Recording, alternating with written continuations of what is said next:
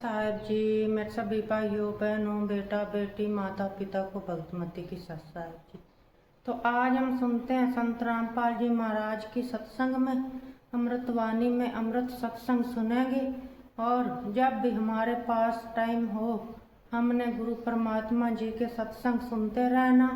तो सुनते हैं सभी भाई बहन बेटा बेटी माता पिता मिलजुल करके सत्संग संत रामपाल जी महाराज की सत साहब जी। अपने बच्चों को संभालने के लिए जैसे दास की ड्यूटी लगा रखी है,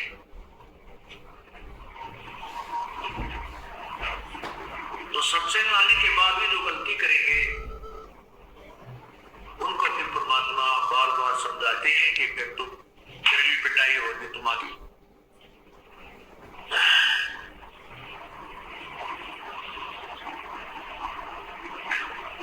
और फिर उसको जागृत करते हैं, भाई मानत न मन मोरा साधो मानत न मन मोरा रे।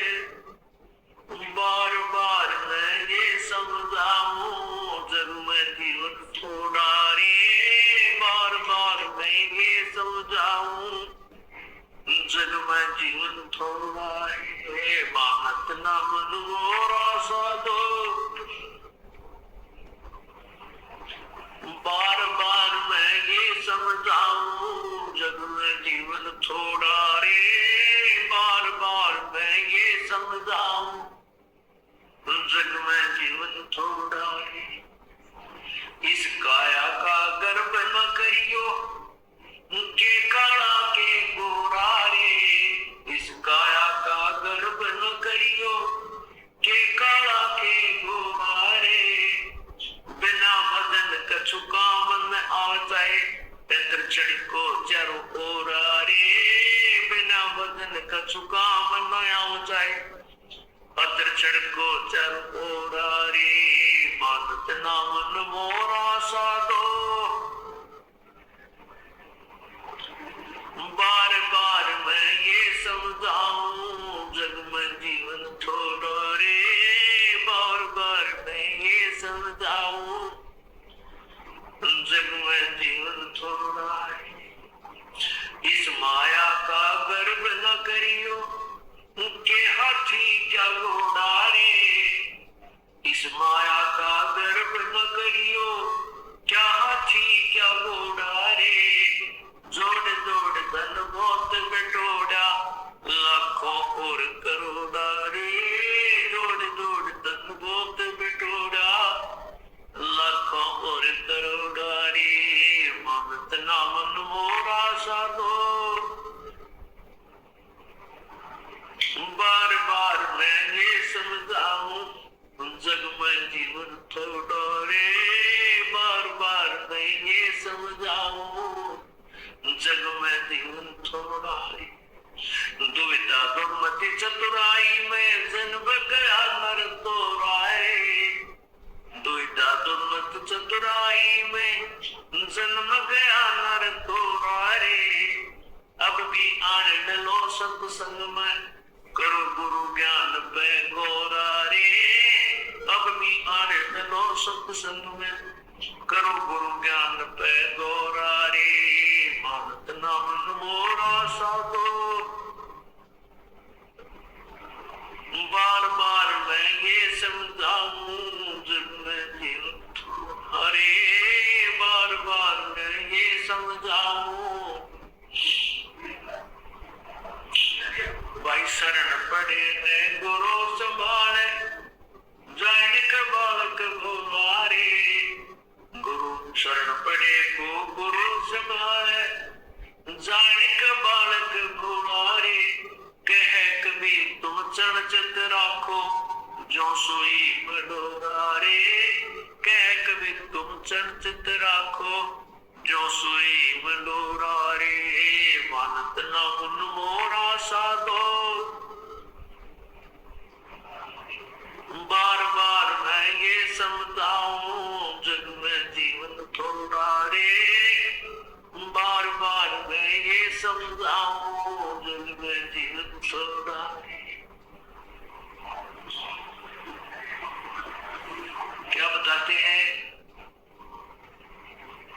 सत्संग में आने के बाद भी ये मन इधर उधर की सोच में ज्यादा ही उलझा रहता है, उसको याद दिला जाता है कि इस काया का गर्व न करिए, भाई के काला के कोड़ा रे।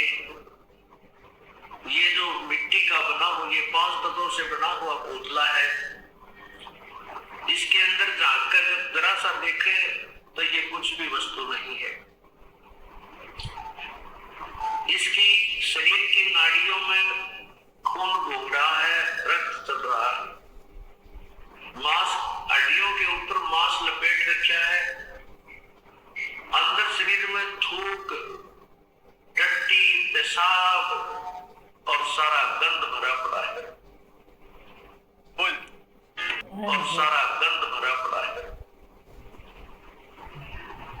हमारे शरीर की क्या सच्ची चीज है? जैसे आपने एक्सीडेंट के अंदर को कुत्ता मरा हुआ है देखा और रोड के ऊपर, उसकी आग इतनी दूर तक बिखरी पड़ी होती है, उसके अंदर से टट्टी और पेशाब उसका अलग से पड़ा होता है, और शेष शरीर का जो मांस, हड्डी और जाम तो इधर उधर सड़क के चिपका हुआ होता है। तो उससे अपने शरीर की तुलना कर लेना बिल्कुल अंतर नहीं है।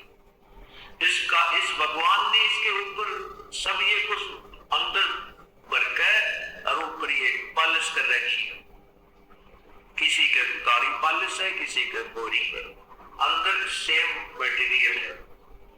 तो यहाँ बताते हैं इस काया का गर्व न करियो के काला के घोरा रे, इस काया का गर्व न करियो के काला के घोरा रे, भाई बिना वजन कछु काम न आ जाए, एत्र छिड़को चार ओरा रे, बिना वजन कछु काम न आ जाए, वजन कछु काम न आ जाए,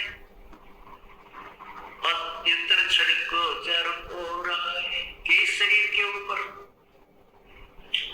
कितना तो बढ़िया पाउडर छिड़क लो, कितना सुगंधित वस्तु तेल इसका मालिश कर लो, कोई बात नहीं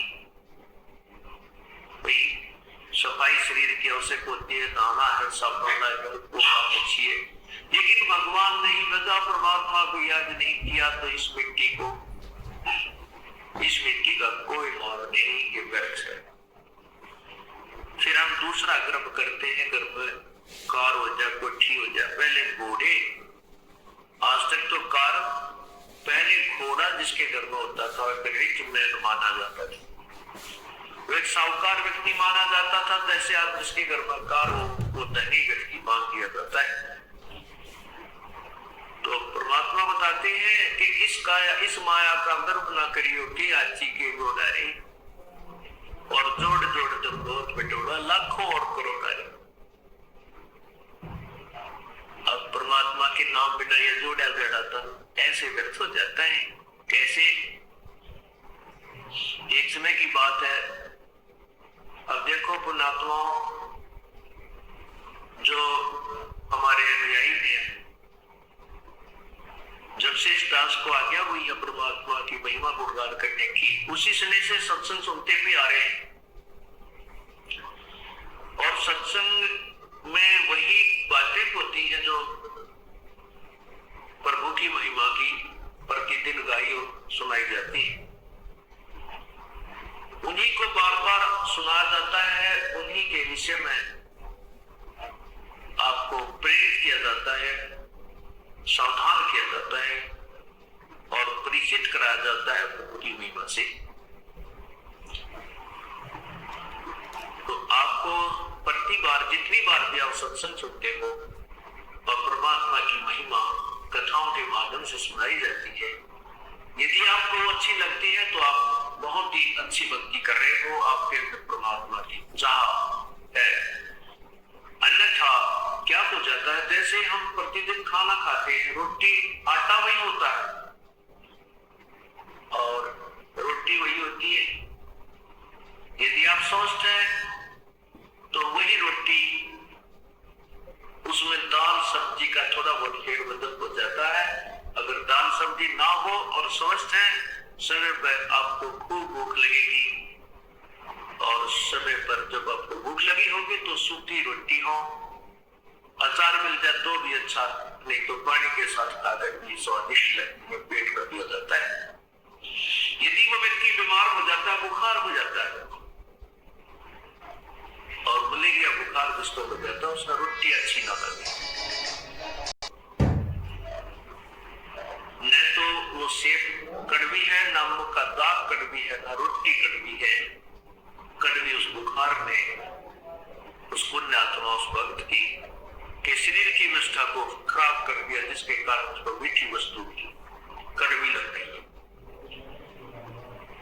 इसलिए तुलसी साहब कहते हैं, तुलसी पिछले पाप की चर्चा ना पावे, और जैसे जल के देखते वही भूख बिता जाए।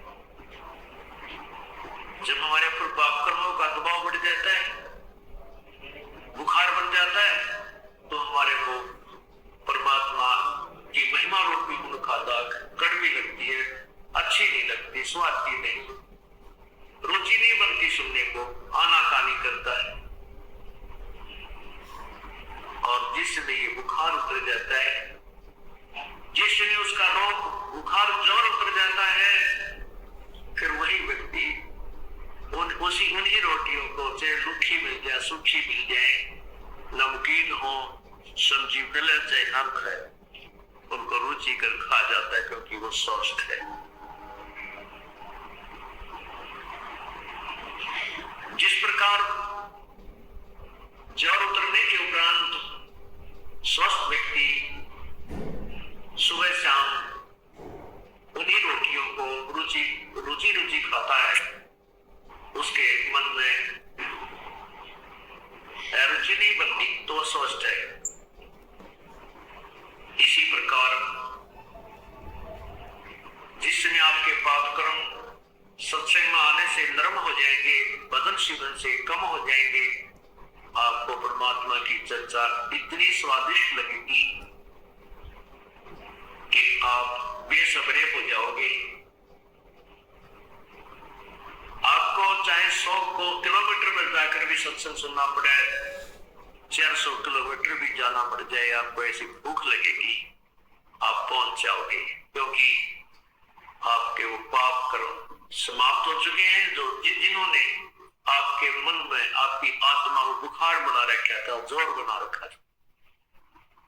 तो आप स्वस्थ हो गए, आपकी आत्मा स्वस्थ हो गई है, अब इसको राम नाम की चर्चा की भूख लगती है। तो जैसे भी जो भी प्रतिदिन खाना हम खाते हैं, प्रतिदिन अच्छा लगता है, तो हम स्वस्थ हैं, और जिस दिन रुचि होगी समझो बीमार हो रही है। उसका ट्रीटमेंट क्या है, उसका उपचार क्या है? उपचार यही है कि उस रोग को खत्म करने के लिए कड़वी गोलियां ही खानी पड़ती है। गोलियां, दवाई, औषधि कड़वी होती है, और चाहे रुचि ना हो औषधि खाने की, कड़वी भी लगती है, वो खानी ही पड़ती है। और कड़वी औषधि खाने से रोग कट जाता है। इसी प्रकार आपने कभी कभी सत्संग सुनते सुनते रुचि बन जाती है कि ये कथा तो हमने सुन रखी है, तो समझो आप बीमार हो गए, आपके अंदर पाप कर्मों का कोई दबाव कहीं ना कहीं से बन चुका है।